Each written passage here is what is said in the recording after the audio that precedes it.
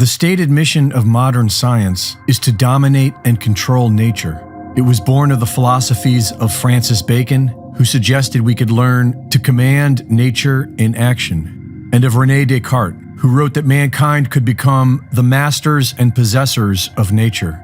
This was science flipped on its head, because the previous scientific philosophy saw nature as a perfect creation of God, to be observed and understood. Take, for instance, water. Without water, we would not exist. And so the true value is in understanding the nature of water so that we can flow with it, not control it. For over 20 years, Japanese scientist Dr. Masaru Emoto studied the groundbreaking science of how the molecular structure in water transforms when exposed to human words, thoughts, and sounds. Dr. Emoto would simply label a sample of water with different written words, such as love and gratitude or I hate you. He would then freeze the water samples and capture them as they crystallized with high-speed microscopic photography.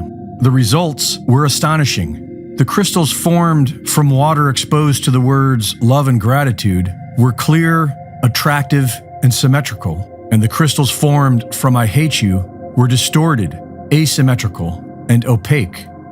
Over and over again, water samples exposed to positive intention formed the hexagonal snowflake-like patterns indicative of structured water found in nature, and samples exposed to negative intention would lose its structure and mutate, which was also found to be true with samples of polluted water.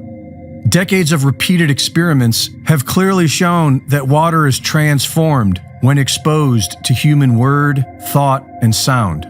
Dr. Emoto theorized that this is because water has consciousness. Russian studies have shown that water is imprinted by the energy of its environment, and it retains memory from everything it comes in contact with, even when separated. During the discovery of the genome, Dr. Bruce Lipton was studying cellular behavior at Stanford University and discovered that our genes switch on or off based on their environment. Human beings are made of about 50 trillion cells, and each cell is its own little creature that eats, digests, reproduces, and forms communities. Each individual cell is constantly reading the quality of its environment through its outer membrane skin. This includes stressful emotions sensed via chemicals in the bloodstream. And when we are stressed, negative, or fearful, then our cells will switch into their own version of fight or flight mode. They will stop the process of self-healing and begin the process of self-defense. And conversely, when we are feeling positive emotions, our cells will be switched into self-healing, and the body will thrive. Dr. Lipton's discoveries were ignored by modern science, who opted for drugs and surgery over love and happiness. This began the field of epigenetics and answered the question of nature versus nurture. Experiments have shown that a living creature will thrive on a genetic level when nurtured. Malignant tumor cells have been reversed, and many people claim to have cured themselves of all sorts of disease, including cancer, by shifting and maintaining their mental attitude into a positive one. Official science will predictably call this spontaneous remission, but it is well documented. The cell protects itself by its membrane, which has a coating of negatively charged sugar crystals in a suspension of water. Most people think of water as being very special because of its ease of existence in 3 different states: liquid, ice, and vapor. But the water in our body is not in any of these states. The water that makes up our cells is in the gel state.